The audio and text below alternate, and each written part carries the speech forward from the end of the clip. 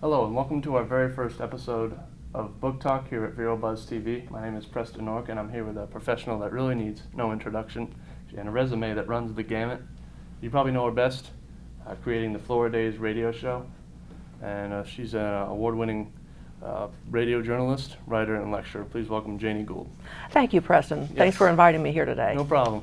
So my first question is, are you in fact a native of Vero Beach or Florida? I am, in fact, a native of Florida, Okay. fourth generation. Okay. I was born in the town of DeLand, which is where Stetson University is, but my parents and I moved here when I was an infant, so you can say native, lifelong resident, etc. Okay. of Vero Beach. Gotcha.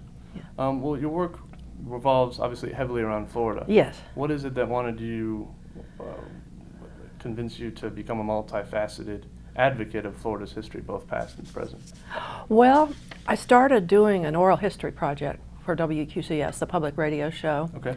And I interviewed, my mission was to interview descendants of pioneer settlers. Sure.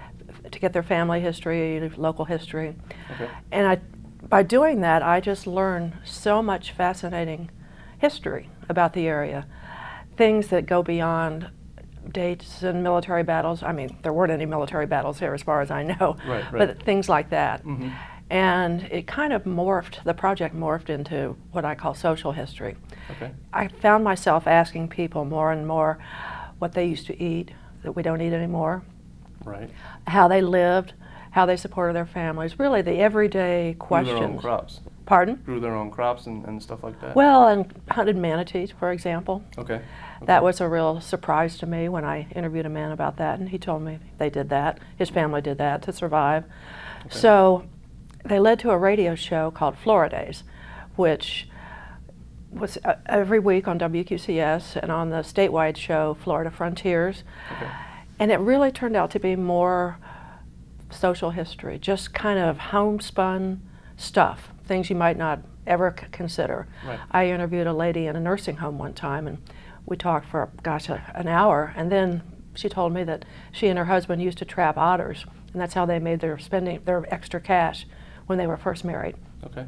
Okay. She said they would trap sometimes as many as 20 or 25 in a single night, and then they would skin them and ship the pelts to New York, where they were made, Wow. where they made coats out of them. Okay. But she said that's how they bought their first stove and refrigerator in Vero Beach. Okay. And So they would use the meat as well? well, that's a good question, and I asked her that, and she said people didn't like it. She said they tried. She said I don't know why it wasn't any different than the gator tail we used to sell. Okay. So anyway, Okay. but one thing I found, there are so many stories, and I learned that everybody has a story. Old and new alike. Old and new alike, no matter who they are. And people, it's given me such a renewed feeling of humility, because people walking around town, just very humble, who've done some amazing things, just really, and you wouldn't know about it until you get them to talk about themselves. Unless you talk to them, okay.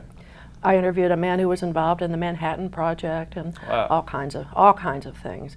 A man who helped invent that polyester, double knit polyester. Okay. So we had a good time with that one. That was before your time, Gotcha. Polyester. But maybe you've seen pictures of it, like leisure suits. The old times. Yeah, from the 70s. Yes. Right. So I just found stories from so many people, which was really, people want to be listened to. Right. And if you'll listen and draw them out, they have stories, great stories to tell. If I could just cut you off right there, Janie, we will be right back with a quick commercial break, back to Book Talk. Thank you.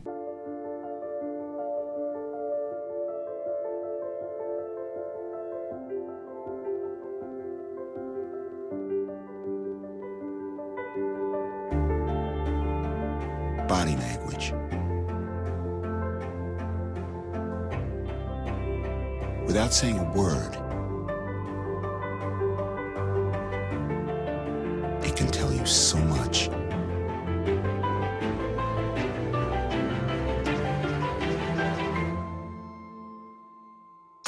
Like someone is having a stroke. Know the sudden signs. Learn fast. F, face drooping. A, arm weakness. S, speech difficulty. T, time. Time to call 911 immediately. The sooner they get to the hospital, the sooner they'll get treatment. And that can make a remarkable difference in their recovery. Learn the body language, the sudden signs, and spot a stroke fast. Welcome back to Book Talk. I'm here with Florida's radio show creator, Janie Gould. And I'm gonna go back a little bit and ask you, when did you first develop your interest in writing and taking your journalism skills to the medium of radio? Oh, it's been about 10 years. Okay. I had always been in print media, starting with the Vero Beach High School Chieftain when I was in high school 100 years ago. Okay. Just about. Right. And I don't need that Don't far. agree. Not that far. Thank you. Anyway, about 10 years ago, I made the transition to public radio.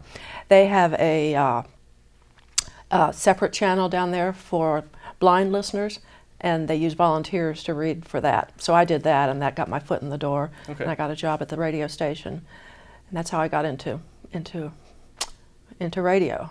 Gotcha. It started with the Oral History Project, which really took me to a lot of different places, a lot of people who I never would have met. Right.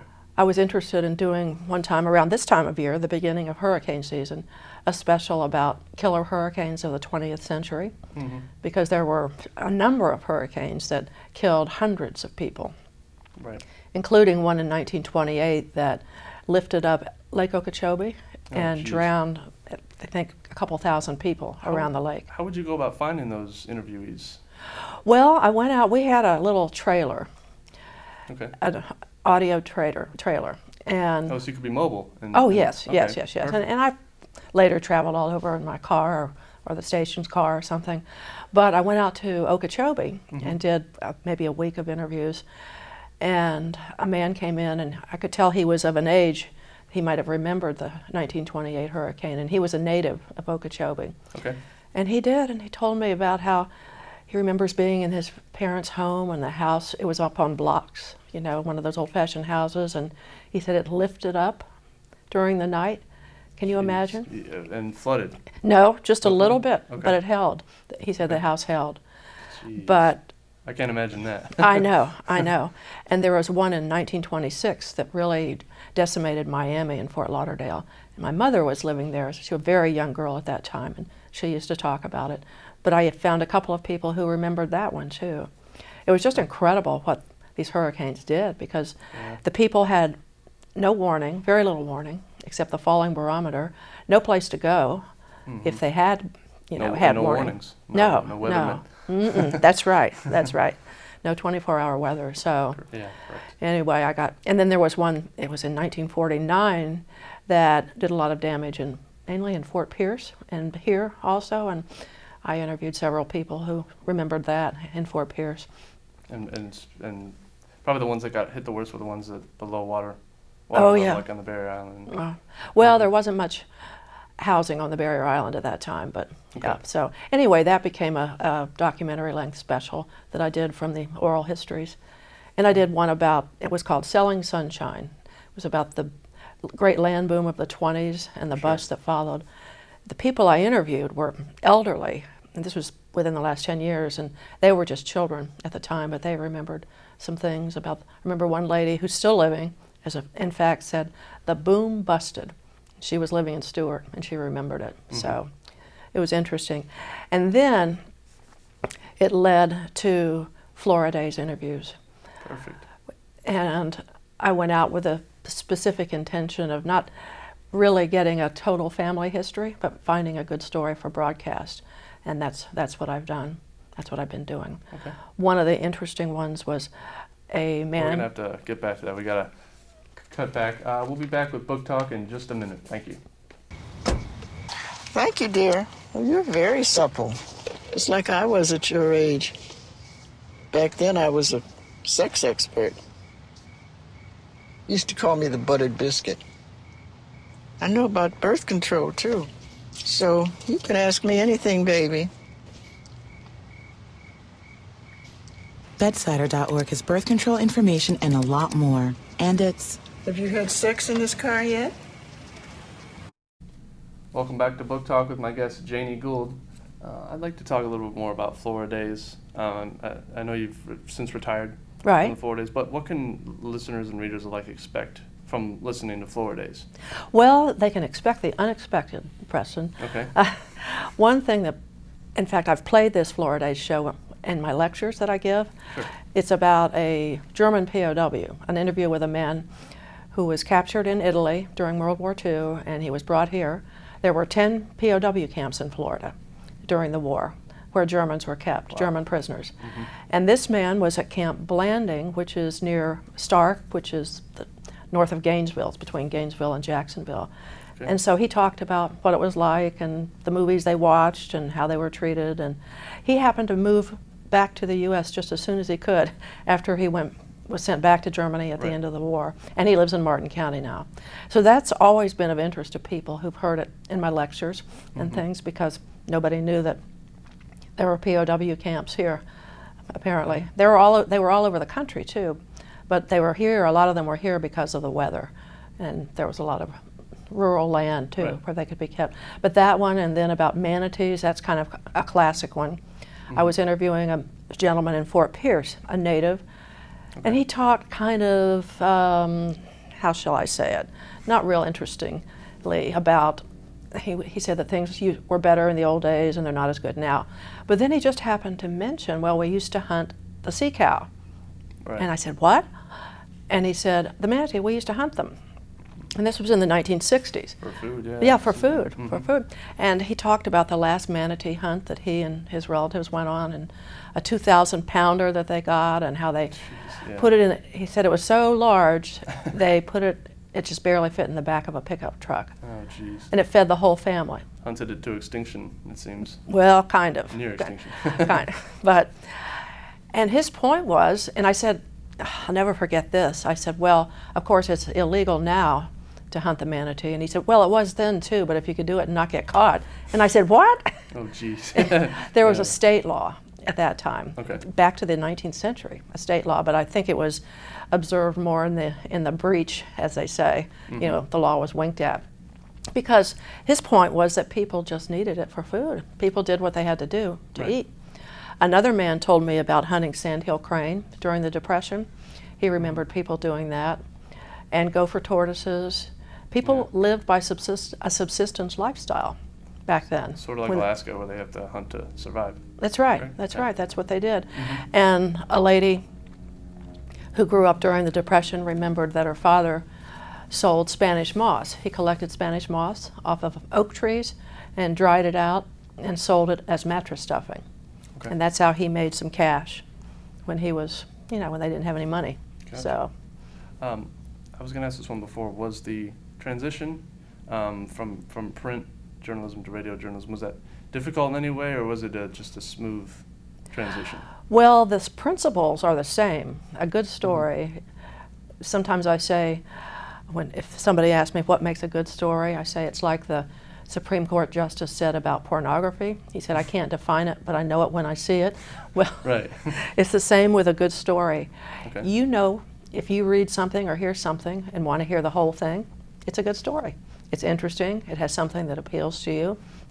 It's something that you want to know. And so the principles are the same. The technology is different. The editing, I learned to use Adobe Audition to edit my pieces, and so there's a little bit of a learning curve there. And learning delivery, vocal delivery, there's a learning curve there, but the principles, like I said, they're pretty much the same. What do people want to hear or read? We'll be back with Book Talk in a couple minutes. Thank you. Listen to me. I am captain of the track team. And if I'm late, she doesn't really think she's going to get out of here, does she? Be nice. She's new. Hello, is anyone there? Ugh! Wow. Even from our standards, you look awful. Oh, sweetie, what happened? Me?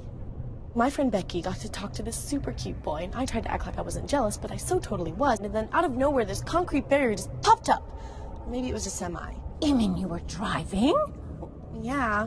I mean, I know the whole eyes on the road thing, but this was a super important text. Maybe you have to know, Becky. Texting? Great. But it was only like 5 seconds, and I'm a really, really fast texter, so it wasn't even a big deal. Actually, has she texted me back yet?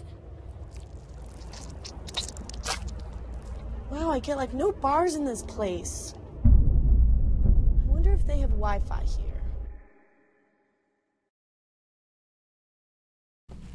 Welcome back to Book Talk with my guest, Janie Gould. I'd like to talk more about your books and your lecturing, if I may. So Sure. The books you have out, I know I looked for them. If you could tell me which books are out currently and which ones you have in the works or coming out now. Well, I have 3 that are out now. Okay. The first 2 are 2 volumes of collections of Florida stories, illustrated. And they're both available at bookstores and at Amazon.com. They're illustrated, which was a fun part of it for me, because doing an interview about, let's say, sandhill cranes, you want to find something that helps illustrate the subject. So I had some fun with that. And I actually, for the story about the German POW, I actually found a picture of some German POWs in a prison camp at Camp Blanding. The real thing. Wow. I was amazed. It was like I had struck gold. I was so happy. And you were able to take it? Yep. Okay. Very cool. Yep. There's a site called the Florida Photographic Archives. Okay. That's really easy to access, and it's free. It's great. And then there are other places too. Like reprints of artwork, or? No, you just download it. Oh, okay. Yeah, just download a digital image. Very cool. Yeah. Okay. They have thousands of photos downloaded or digitized on that site. Florida Photographic Archives, I should say. And then my third book, which just came out, is, I guess you could call it a cookbook. I say it's recipes with stories. Okay. I used some of the old Florida stories and got people to supply recipes. Some of the stories don't really go with the recipes. For example, I interviewed a woman last summer who was a kicker for an Esther Williams movie, a swimmer, not a football player. Okay. She was Gotcha. And I did a Florida show about her, and then Right. she gave me a recipe for chicken piccata. But I found a great portrait or poster of the movie that she was in. She's not in the picture, in the poster, but I used that. Sort of staff, yeah. Yeah, Okay. so, yeah. So I found some, and the cookbook is full color, which I really like. I think it adds a whole lot to it. Full color all the way through. Not everybody in it is an old timer. Your mother's in it, by the way. Okay, good, good. I know she cooks pretty well. I know she does. I know. Yes. So that book is available now. It's available at several retail locations: the Vero Beach Book Center, Corey's Pharmacy, the Ocean Grill, and a black and white version is available at Amazon.com. Do you do any postings at the book center, Vero Beach Book Center? I did one last year around this time for the 2 Floridays, the 2 earlier Floridays books. Okay. I'm hoping to plan one for the cookbook soon. Gotcha. They've been great about selling it. It's been real popular, so I'm very happy to say. You're lecturing. Yes, I'm on the Florida Humanities Council Speakers Bureau. Okay. I've given several lectures here during the past season to various groups, and I'm doing one for a lifelong learning center in Ocala in the summer.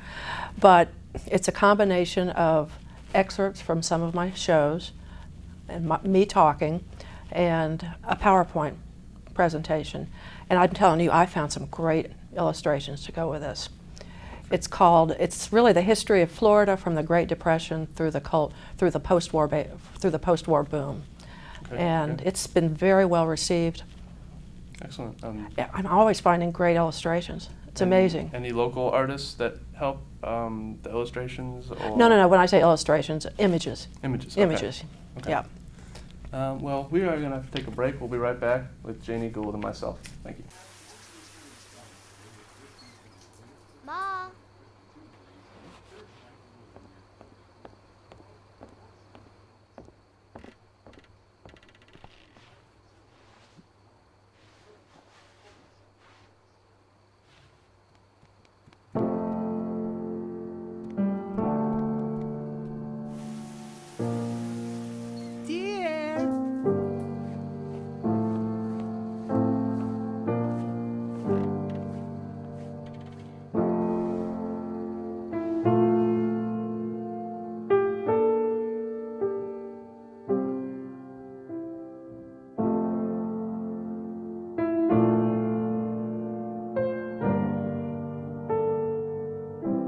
In your new role, we help you help. Visit aarp.org/caregiving for information on how to provide even better care for the person who once took care of you. Well, welcome back to Book Talk with myself, Preston Orrick, and Janie Gould. I'd like to talk about the World War II veterans that you've interviewed. I've interviewed a lot of them. Okay. And one of the most memorable sessions was when the Navy SEAL Museum was having one of its annual musters, reunions. Okay. And we took the little recording booth that we had there, and I interviewed a series of veterans from World War II. They weren't SEALs at that time, they were, I forget, Navy frogmen. But several of them told me about Iwo Jima. They were there.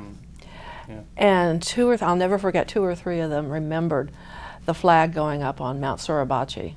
Oh, yeah. And these men who were in their late 80s at the time when I was talking to them, they had tears in their eyes. They were just, I mean, it was just an incredible thing.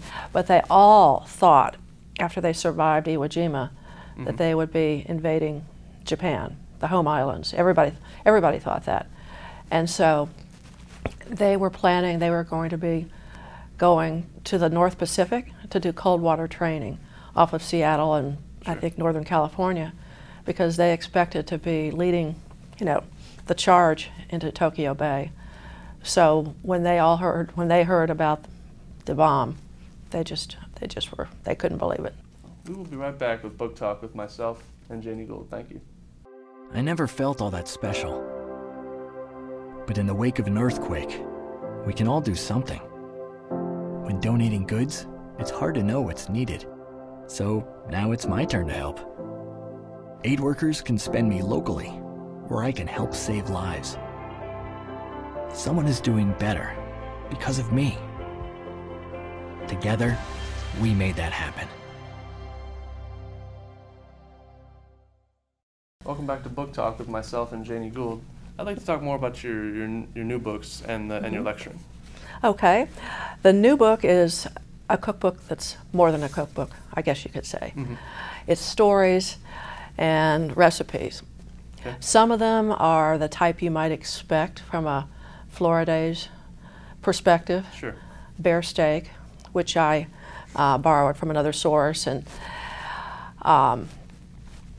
I have a story in there about an airport manager here who cooked armadillo out there and served it one time. Yes, yes. And the gentleman I interviewed said it tasted like, or looked like, a big turkey breast. And I asked him how it tasted, and he said, well, he said he got one mouthful down, and that was it. Is this a little too gamey? I don't know. Well, just the thought of it. Okay. But then I had interviewed a lady, a pioneer descendant here, who remembers moving down to Vero in a covered wagon when she was 3 years old. And she remembered, and she's in her upper mid-90s now, Okay. and she remembered that her father served liver sausage. That's what they ate every night when they camped out on their way down. Gotcha. And she said, I never liked liver sausage, but when my daddy was feeding me, I ate it. And then she talked about early Vero. Well, I got a recipe for liver sausage. And I have to say, not from her, from cooks.com. Okay. And I use that with a story. Gotcha. So, but then I have, oh gosh, some seafood recipes. Bobby Judah, who owns one of the older fish houses. It's in Sebastian. Okay. I interviewed him for Florida's, and he gave me a couple recipes for fish that sound really good. I haven't tried them. People sometimes, and my nephew, Richard Gould, who did the cover for me, he's a real foodie and he's into healthy eating. He gave me a recipe for sun-dried tomato pesto. It's delicious. I've had it. Yeah. Like a sauce. And I have a vegetarian sister-in-law. She gave me a recipe for black bean something or other, and Okay. I've got a gluten-free, somebody who just eats gluten-free, and I have some recipes. I have a few more ethnic recipes, and then people, old families here. I have some of their recipes. Any veterans? Any veterans in the book, or? I don't think so. Okay. I don't think so. I Maybe. was just thinking if they were in the book, any meals they thought of during or cooked during wartime or anything like That would have been a good idea. I did. In fact, it's the last section of the book. It's called Cooking for a Crowd. And I interviewed a man who wrote Indian River County's nuclear disaster plan back in 1959 or 60. Okay. And so I went online and got a menu for a fallout shelter. And it's really, and I put that in. A lot of rations? Oh yes, it doesn't sound very good, believe me. It's kind of like an afterthought for the thing. Okay.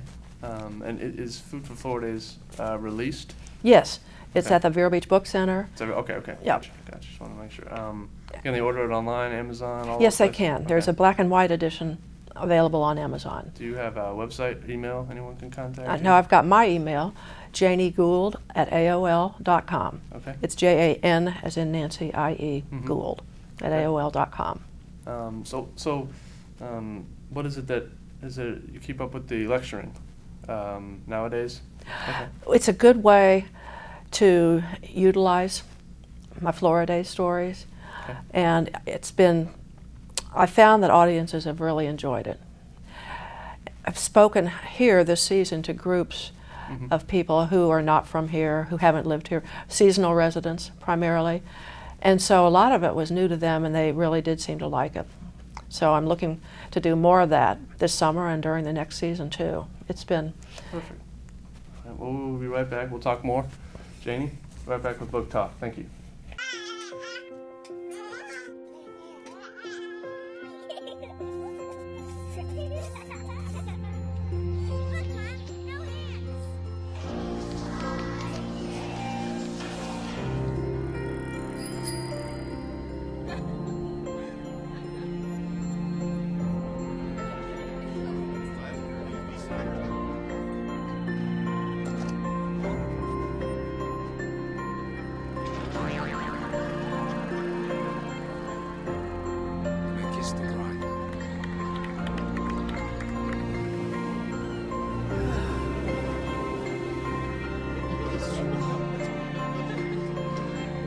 A full life, measured in seats, starts with the right ones early on. Car crashes are a leading killer of children 1 to 13.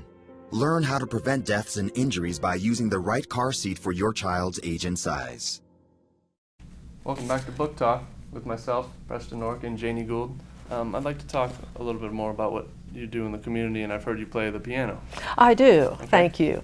Well, I am on the board of Vero Heritage, which runs the Heritage Center in downtown, just a couple blocks from where we are right now. We're having a pioneer dinner this weekend. Okay, very cool. To honor a pioneer family. So That's nice. I've been involved with that for a few years. I am on the Piano Scholarship Committee of Vero Beach Opera. We raise funds to support promising students, piano students. Does that raise money, awareness? Yes, okay. Money. Cool. Money and awareness. Okay. So I've been involved in that for several years. I actually, what else? I was president of the Indian River County Historical Society back in ancient history times, maybe 20 years ago. I was on the board of the Florida Historical Society. Okay. I am on the vestry at my church, St. Augustine of Canterbury. Sure. I play the piano there.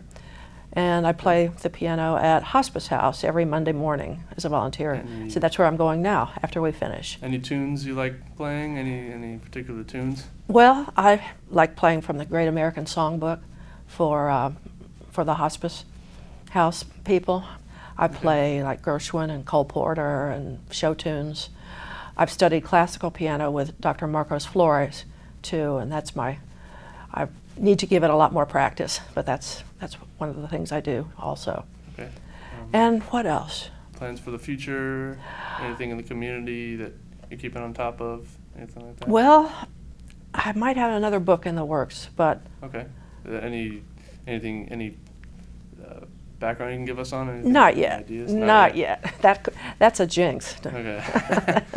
True. But okay. yes, and I'm doing some writing. I write for Indian River Magazine. I've been with that magazine since its beginning, 10 years ago. Oh, okay. And so I'm going to be doing more with them. Perfect. Okay. And I guess that's about it. All right. So, and I appreciate your taking the time to have me on today, Preston. Definitely, Janie. Definitely. This is going to be a great show, a great network. Thank you. Well, I guess we're gonna go ahead and wrap up a little early.